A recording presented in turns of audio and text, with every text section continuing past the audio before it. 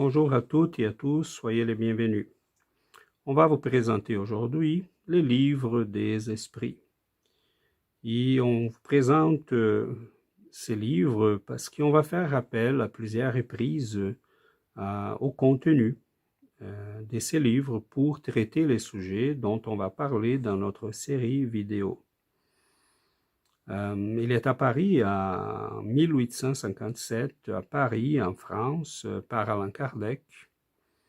Et l'histoire derrière le livre des esprits commence quelques 10 ans avant sa publication. En fait, ça commence avec le phénomène des tables tournantes, un phénomène qui était à la mode en Europe à ce moment-là.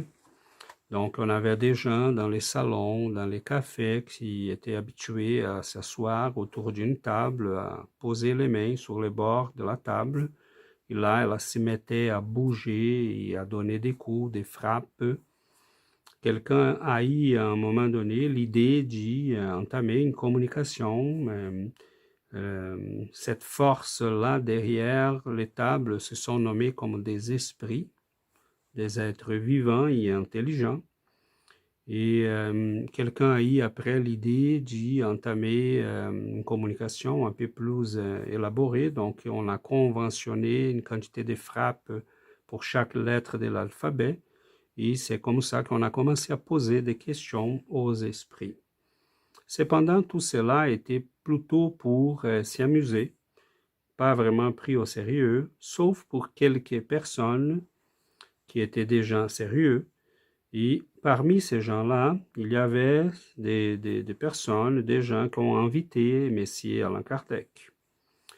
Au moment qu'il arrive à ces séances, les systèmes de communication étaient déjà un peu plus élaborés parce qu'ils se sont rendus compte que si ces esprits-là étaient capables de faire bouger une table, ils pourraient faire bouger une petite corbeille donc, auquel ils ont attaché un crayon. Et sur les papiers, donc avec les mains posées tout doucement à côté, la petite corbeille bougeait et écrivait en réponse aux questions qui étaient posées.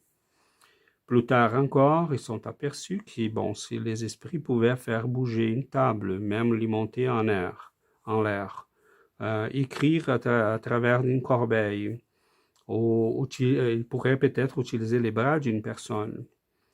Mais on s'était rendu compte qu'il n'était pas tout le monde qui était capable d'être utilisé par les esprits, sauf quelques personnes qu'on appelle les médiums, qui ont cette capacité-là.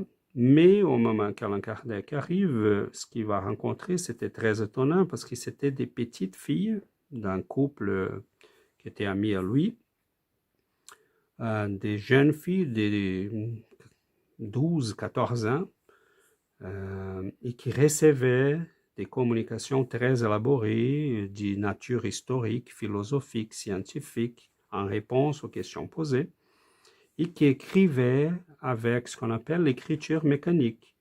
Donc, une de ces filles-là, des fois, elle était en train de parler à quelqu'un et son bras travaillait tout seul.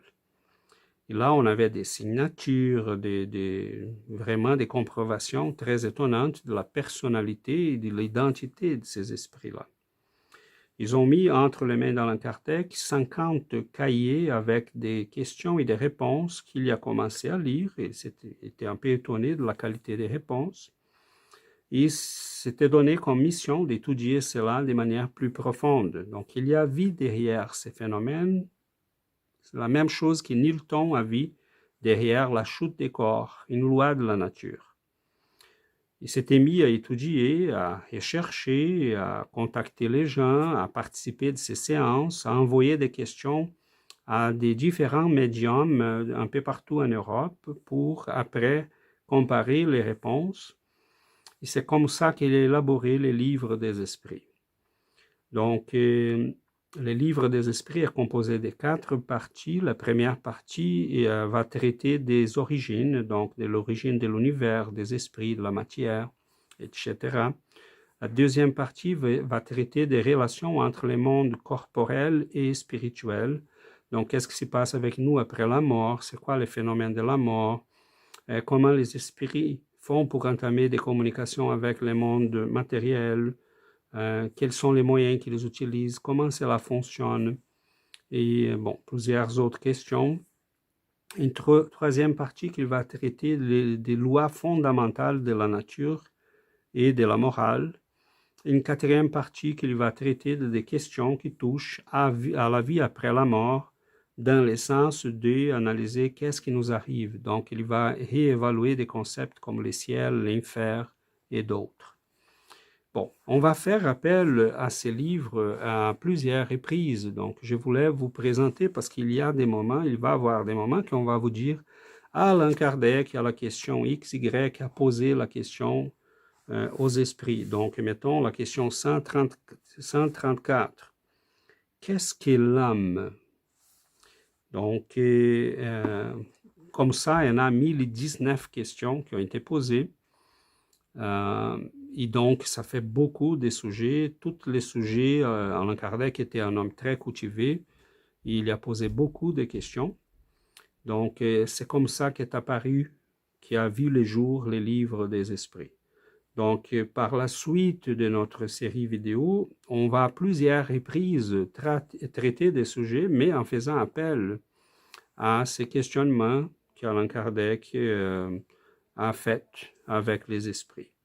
Donc, pour aujourd'hui, c'était tout simplement ça qu'on voulait vous présenter. Et au cours des prochaines vidéos, bon, vous allez être au courant et vous allez comprendre très bien quand on va vous dire Allan Kardec a posé telle question aux esprits. Donc, pour aujourd'hui, je vous remercie énormément de votre attention et on se donne rendez-vous dans notre prochaine vidéo et on va traiter à ce moment-là et spécifiquement de la question de l'immortalité de l'âme. Donc, contrairement à ce que vous croyez, un sujet très, très actuel. Donc, merci beaucoup de votre attention et à la prochaine. Merci.